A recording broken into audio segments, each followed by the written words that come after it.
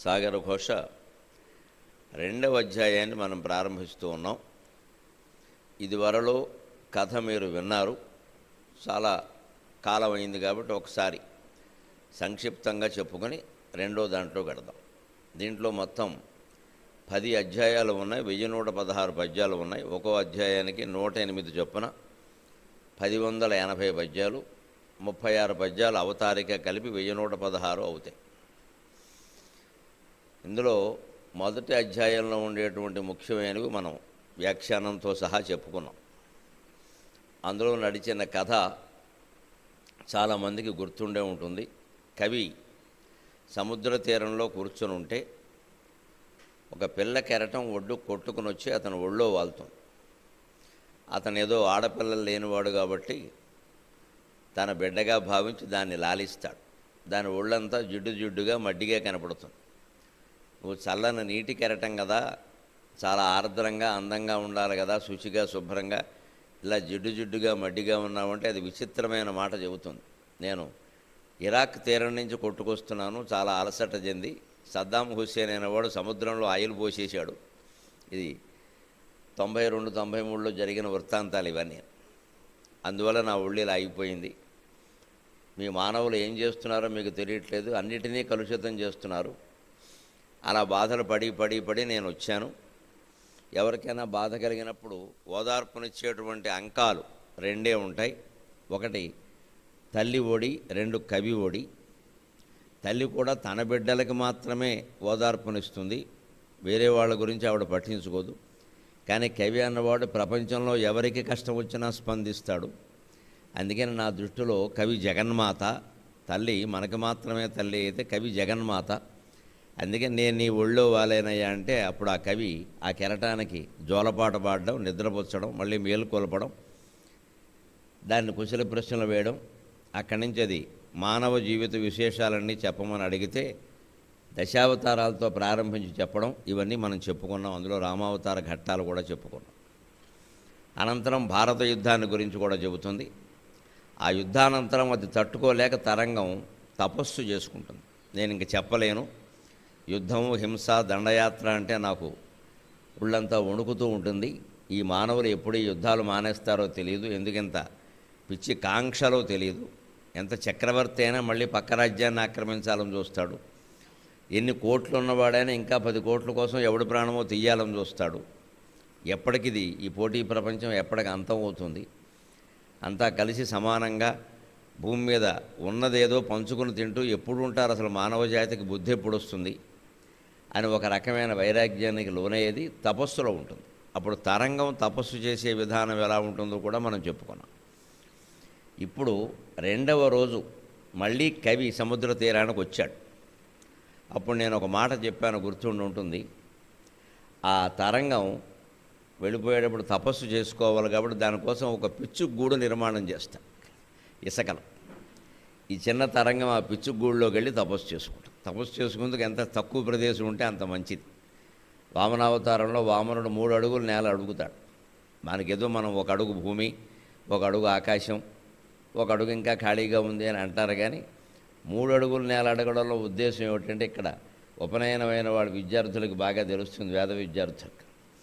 మనం జపం చేసుకుంటూ కూర్చుంటే 3 అడుగుల నేల చాలు, 2 అడుగులు తక్కువ, 4 అడుగులు ఎక్కువ. సరిగ్గా మీరు కూర్చున్న ప్రదేశాన్ని బాసింపట్టేసుకుని కూర్చుంటే మీరు పద్మాసనం వేసినా ఏ ఆసనం వేసినా కూర్చుంటే 3 అడుగులు అయితే హాయిగా కాస్త కొంచెం సుఖంగా కూర్చోవచ్చు. 2 అడుగులు ఇరుగ్గా ఉంటుంది, 4 అడుగులు ఎక్కువగాను ఉంటుంది. అందుకే వామనుడు 3 అడుగులు అడిగాడు. నీ ఇంట్లో నువ్వు కూర్చొని 3 అడుగుల నేలలో జపం చేసుకుని నీలోకి నువ్వు వెళ్ళగలిగితే, లోపలికి ప్రయాణం చేయగలిగితే, అంతరాత్మను దర్శించగలిగితే ఈ ప్రపంచం అంతా నువ్వే, అది నీ మనస్సులోంచే వచ్చిందని నీకు అర్థమవుతుందయ్యా. ఇంతకంటే ఏదో సామ్రాజ్యాలు స్థాపించడం, ఎవరికో దానం ఇచ్చామనడం, ఆ కీర్తి కోసం తాపత్రయపడడం, ఈ కీర్తి రావడం కోసం ప్రపంచమంతా జయించడం, ఇదంతా దేనికి, ఇది ఎందుకు చేస్తున్నారు అని చెప్పడానికే వామనుడు బలిచక్రవర్తిని దానం అడిగి కూడా తాను మొత్తం ఆక్రమించి ఇంకా నాకు 1 అడుగు బాకీ అని చెప్పాడు. నువ్వు ఎంత భూమండలం ఇవ్వగలవు, ఆకాశం నువ్వెక్కడిస్తావు, అది నేనే ఆక్రమించాను, ఇప్పుడు ఇంకేమిస్తావయ్యా అంటే ఆయనకి ఏమి ఇవ్వాలో తెలియక నెత్తి మీద చూపిస్తాడు. ఒళ్ళు మండితే మనం కూడా అంటాం, ఎక్కడ కూర్చొని చోట్లేదంటే నా నెత్తిమి కూర్చో అంటాం. అలాగా బలిచక్రవర్తికి నా నెత్తి మీద కాలు పెట్టవయ్యా అన్నాడు. అంటే నెత్తి మీద కాలు పెట్టడం అంటే మెదడు ఎక్కడ ఉంటుంది? తలలో ఉంటుంది. ఈ అజ్ఞానం మెదడులో ఉంటుంది. నేనే ఈ రాజుని, నాది భూమి, నేనెవరికో దానం ఇస్తున్నా అనేది అజ్ఞానం. ఇదంతా భగవంతుడిదే, ఆ గణపతిదే, మనదేం లేదు ఇక్కడ. ఆయన సొమ్మే మనం తీసుకుని మళ్ళీ ఆయనకి ఇస్తున్నాం. ఎవరికి ఇచ్చినా ఆయనకి ఇచ్చినట్టే. అంచేతన ఈ అహంకారం పోవాలంటే ఆ మెదడుకి భగవత్పాద స్పర్శ తగలాలి. అందుకే బలిచక్రవర్తి చాలా తెలివిగా అహంకారం నశించి ఇక్కడ పెట్టవయ్యా పాదం అంటే నీ పాదం తగిలితే బ్రహ్మ కడిగిన పాదము, బ్రహ్మము తానైన పాదము, కాబట్టి ఆ అహంకారం పోతుంది అనేది ఆయన ఉద్దేశం. అలాగే సరిగ్గా 3 అడుగుల నేలలో జపం చేసుకోవచ్చు. కాబట్టి ఈ తరంగం కూడా పిచ్చుక గూట్లో తపస్సు చేస్తోంది. 2వ రోజు పొద్దున్నే మళ్ళీ కవి ఇంటి దగ్గర నుంచి బయలుదేరి మళ్ళీ సముద్ర తీరానికి వచ్చాడు. పిచ్చుక గూట్లో తపస్సు చేస్తున్న తరంగాన్ని చూశాడు. తరంగం నీటి కెరటం కదా, తపస్సు చేస్తుందా? ఈ తర్కం కవిత్వం విషయంలో పనికిరాదు. ఇది భావుకథ. ఇది భావుకథ. ఓ చిన్నపిల్ల తపస్సు చేస్తున్నట్టే అనుకోవాలి. ఆ భావుకథకి తగిన కవిత్వం వచ్చిందా లేదా అని చూడాలి తప్ప అసలు తరంగం తపస్సు చేస్తుందా, అది నిలబడుతుందా అని ఆలోచించకూడదు. తరంగానికి తగిన తపస్సు ఏర్పాటు మనం చేసాం, ఇదివరకే చెప్పుకున్నాం అక్కడ. ఆ తరంగపు తపస్సును చూసి 2వ రోజు పొద్దున్న ఆశ్చర్యపోతున్నాడు కవి. మరి దానికి మళ్ళీ కథ చెప్పాలి కదా, కొంతవరకు చెప్పు వదిలేసింది. దశావతారాలు, భారత యుద్ధం అయింది. భారత యుద్ధం తర్వాత కథ రావాలి కదా మరి. అందుకని చెప్పకపోతే అలాగని తరంగాన్ని బయటికి పిలుస్తున్నాడు. ముందుగా ఆ పిచ్చుక గూడును చూసి అందులో ఉన్న తరంగం దీర్ఘ తపస్సులో మునిగిపోవడాన్ని చూసి ఆశ్చర్యపోతున్నాడు. అలిబిల్లి రేణువుల్ గలసి ఆకృతినీయ, ఎంత ఆశ్చర్యకరంగా ఉంది తపస్సు. అసలు ఆ పిచ్చుక గూడు ఏమిటి? కాళ్ళతో ఊరికే చిన్నపిల్లలు కాలు అడ్డం పెట్టి ఇసుకతో చిన్న నిర్మాణంలా ఊరికే అంటీ ముట్టనట్టుగా చేసి కాలు తీసేస్తారు. అప్పుడు ఇసుక గూడు అంతే కదా. అది ఎంతసేపు నిలబడుతుంది? కాసేపటికి పడిపోతుంది. దాన్ని తపోనిలయం చేసేసింది తరంగం. ఎంత ఆశ్చర్యం ఇది! అలిబిల్లి రేణువుల్ గలసి ఆకృతినీయ పరాయి కాళ్లపై నిలిచి క్షణంబులోన ధరణీగతమయ్యడు పిచ్చిగూళ్లకు ఈ అలల తపోవనంబుల గుణంతటి భాగ్యము గల్గే. అలిబిలి రేణువుల్ గలసి ఆకృతినీయ పరాయి కాళ్లపై నిలిచి క్షణంబులోన ధరణీగతమయ్యడు పిచ్చిగోళ్లకు ఈ అలల తపోవనంబుల గుణంతటి భాగ్యము గల్గే. మేనిలో పులకలు రేగి తీరము ప్రపూత భగీరథ యత్న సారమౌ. మనం తపస్సు చేస్తే మన ఇల్లు గంగానదీ తీరం అవుతుందండి, అది గుర్తుపెట్టుకోవాలి. ఇది మేనిలో పులకలు రేగి తీరము ప్రపూత భగీరథ యత్న సారము. భగీరథ యత్నం అంటే ఏమిటి? భగీరథుడు ప్రయత్నిస్తే వచ్చింది గంగ. అంచేత భగీరథ యత్న సారము అంటే గంగానది. సముద్ర తీరం ఏమిటి? ఒట్టి ఉప్పు నీటి తీరం అది. అక్కడ నత్తగోళ్ళలో అన్నీ ఉంటాయి, చెత్తగా ఉంటుంది, తపస్సుకు అనుకూలంగా ఉండదు. అందుకే మన మహర్షులు ఎవరైనా సముద్ర తీరాల్లో తపస్సు చేయరు. పురాణాల్లో నదీ తీరాల్లో చేస్తారు. గంగా నదీ తీరమో, యమునా నదీ తీరమో, గోదావరి తీరమో ఎంచుకుంటారు, కానీ సముద్ర తీరాల్లో తపస్సు చేయరు. ఎందుకంటే ఉప్పు నీటి తీరం అది. అక్కడ అన్నీ నత్తగొల్లలు, ఇవన్నీ చచ్చిపోయిన చేపలు, ఇవేవో ఉంటాయి, గవ్వలు, ఇవన్నీ అక్కడ చేయడానికి కూడా అనుకూలంగా ఉండదు. అందుకని చెయ్యరు.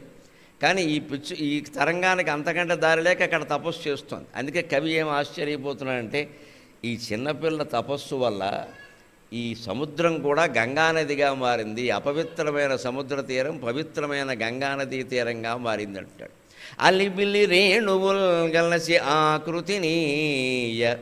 సరిగ్గా కవి ఇక్కడ ఏం చెబుతున్నాడంటే మనకి సాగర ఘోష కవి, మన సంసారాలు పిచ్చుగూళ్ళు లాంటివి.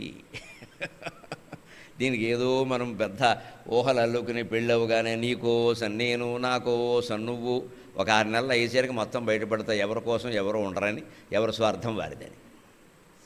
మానవ సంబంధాలన్నీ అవసరాల మీదే ఆధారపడతాయి. ఖచ్చితంగా అవసరమే ఈ సంబంధాలు నిర్ణయిస్తుంది. అవసరం కోసమే పెళ్లి చేసుకుంటున్నాం.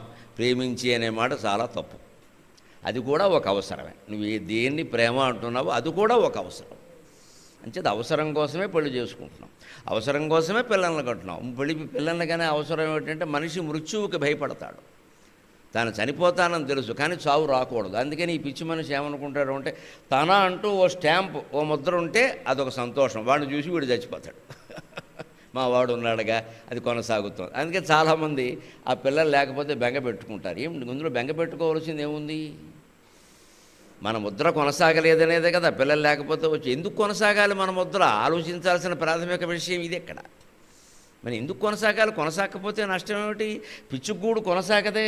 చిన్నపిల్లలు అక్కడ కాలు పెట్టి గూడు కడతారు, కాలు తీసేస్తారు, తర్వాత గూటుతో కాసేపు ఆడుకుంటారు, అందులోనే బువ్వాలాట ఆడతారు, ఏవో పెడతారు, మిఠాయి ఉండలు అవి పెడతారు. కాసేపు ఉన్నాక మొత్తం వాళ్ళే పడకొట్టి వచ్చేస్తారు. సరిగ్గా సంసారం అంతే. అలిబిలి రేణువుల్ గలసి ఆకృతినీయ. 25 ఏళ్ళు పెరుగుతాం, ఆడపిల్లగానో మగపిల్లగానో. ఎవరితో సంబంధం ఏర్పడుతుందో తెలియదు, ఎందుకు ఆ సంబంధం కుదురుతుందో తెలియదు, ఎందుకు పెళ్లి చేసుకున్నామో తెలియదు. పెద్దవాళ్ళు నిర్ణయించవచ్చు, వీళ్ళు నిర్ణయించుకోవచ్చు, ఏదైనా గోలే, ఏదైనా గందరగోళమే అవుతుంది అంతే. అలిబిలి రేణువులు అంటే ఇదే. ఇసుక రేణువులతో నిర్మించిన పిచ్చుగూడు ఎంతో, మన ఊరికే ఏవో అనుబంధాలు పెంచుకున్న సంసారం కూడా అంతే. అంతేకాదు, పరాయి కాళ్లపై నిలిచి. పిచ్చుకు గూడు పరాయి కాళ్ళ మీద ఆధారపడింది. కాలు పెట్టాక మరి కాలు తీసేస్తే గూడు పడిపోతుంది. మన జీవితాలు సంసారాలు కూడా అంతే. భార్య భర్త మీద ఆధారపడుతుంది, భర్త భార్య మీద ఆధారపడతాడు, పిల్లలు వీరిద్దరి మీద ఆధారపడతారు. వీరు కూడా చిత్రంగా 20 ఏళ్ల వరకు తల్లిదండ్రుల మీద ఆధారపడతారు. 20 ఏళ్ళు దాటాక వాళ్ళు వీడి మీద ఆధారపడతారు. 10 ఏళ్ళు వచ్చే వరకు తండ్రికి కొడుకు భయపడతాడు, వాడికి 20 ఏళ్ళు దాటాక కొడుకు తండ్రి భయపడుతున్నాడు. నమశివాయ. ఇదే జీవితం చిత్రంగా మారిపోవడం అంటే. చిన్నప్పుడు తండ్రికి గజగజలాడిపోతూ ఉంటాడు కొడుకు, మా నాన్నగారు ఒప్పుకోరు అంటాడు. తర్వాత 20 వచ్చేసరికి మా అబ్బాయి ఒప్పుకోడండి అంటాడు. ఆయన మారిపోయింది పెత్తనం అంటే. అందుకే పరాయి కాళ్లపై నిలిచి. ఎప్పుడూ మన జీవితాలు పరాధారమే. ఇక వృద్ధాప్యం వస్తే చెప్పలేం, భయంకరంగా ఉంది పరిస్థితి. ఇదివరకు కొంత ఆనందంగా ఉండేది, ఎందుకంటే కొడుకులు కోడళ్ళు అక్కడే ఉండేవారు, ఏదో బాధ్యత ఉండేది, ధర్మం పుణ్యం అన్నీ ఉండేవి, చూసేవారు. ఇప్పుడు ఆ పరిస్థితి లేదు. చూస్తే వాళ్ళ దయ, లేకపోతే మన ప్రాప్తం. ఆస్తులు ఇస్తే కొందరు చూస్తారు, ఇవ్వకపోతే కొందరు చూడరు. కొందరు ఇంకా విచిత్రంగా మహాపతివ్రతలు ఉంటారు, ఇచ్చాక చూడరు, ఇచ్చే వరకు చూస్తారు. కొందరు ముందే రాయించేసుకుంటారు, ఎందుకంటే ఎగ్గొట్టి బయటికి పంపేయడానికి. మొత్తం జీవితం అంతా పరాయి కాళ్ళ మీదే పడిందండి. పిచ్చుగూడు కంటే గొప్పది ఎలా అవుతుంది మన జీవితాలు? ఏదో పెద్ద గొప్పలు చెప్పుకుంటాం, కానీ ఇక్కడ మాకు పెద్ద ఇల్లు ఉందండి, 2 కోట్లండి, ఈఎంఐ ఎంతో చెప్పరాదా? ఈ కబుర్లు ఎందుకు? ఇక్కడ 2 కోట్లు అని చెబుతావు, కానీ ఈఎంఐ చెప్పమే. అది చెప్పడం 2 కోట్లు 3 కోట్లు ఎందుకు? ఇది 2 కోట్లు ఇల్లు ఉందంటే నెలకు ₹1,00,000 ఈఎంఐ ఉంటుంది. అయిపోయింది వీడి జీతంలో సగం అయిపోయింది. అందులో ఇంకేం చేస్తావు ఇక్కడ నువ్వు? అంతకంటే ఏదో చిన్న పిచ్చుగూడు లాంటిదే ఓ గూడు కట్టుకుంటే సరిపోలేదా? దీనికి ఈఎంఐలు ఎందుకు? ఇంకా ఓ 30 లక్షల అపార్ట్మెంట్లో సరిపెట్టుకుంటే మనకు అది జాలు, ఈఎంఐ ఏం కట్టక్కల, అయిపోయింది. ఇదే ఆలోచించుకోవలసింది. ఇది అశాశ్వతమని తెలిస్తే అనవసరంగా జీవిత భోగాల కోసం ఎక్కువ ఖర్చు పెట్టం. ఎక్కువ ఖర్చు పెట్టే ఉద్దేశం లేనప్పుడు ఎక్కువ సంపాదించక్కర్లేదు అనుకుంటే మనిషి ప్రశాంతంగా ఉంటాడు, ఇబ్బంది లేదు. ప్రశాంతత కావాలంటే ముందు సంపాదన ఆపేయాలి. ఆ ఉన్న సంపాదనతో సరిపెట్టుకుని దాన్నే దేనికి ముఖ్యమో దానికి ఖర్చు పెట్టుకుని మిగిలింది అందులో దాచుకోగలిగితే హాయిగా ఉండొచ్చు. ఎంత సంపాదన అయినా సరే దాన స్థాయిలోనే బతుకుతూ ఓ 50,000తో సరిపెట్టుకుని ఎప్పటికీ హైదరాబాదులో బతకచ్చు. 2 పిల్లలతో ఇబ్బంది ఏం లేదు. మరీ వైభవాలు కోరుకోకపోతే బతకచ్చు. అందులో కూడా ఒక 30,000లో సంసారం వెళ్ళిపోయేలా చూసుకుని ఓ 10,000 భవిష్యత్తు కోసం దాచుకోవచ్చు. ఇంకో పోని 3-4 వేలు నెలకు ఎవరికైనా సాయం కూడా చేయొచ్చు, ఏదైనా అవసరమైతే పేదవాళ్ళకి చేసుకుని మనం దాచుకోవచ్చు. నెలకు 10,000 దాచగలిగితే అబ్బో ఏడాదికి బోల్డ్ డిపాజిట్లు వస్తాయి. చేసుకోవచ్చు, కానీ అలా చేయం మనం. 50,000 జీతమా అంటాడు, 1,00,000 అవగానే 1,00,000 జీతమా? ఎంత జీతం? వీడు క్యాన్సర్ వచ్చే వరకు అంతే జీతం. ఇక్కడ ఈ దురాశలే మనుషుల్ని నాశనం చేస్తున్నాయి. అదే సాగర ఘోష కవి మొత్తం తాపత్రయపడి కావ్యాన్ని రచించిన ఉద్దేశ్యం.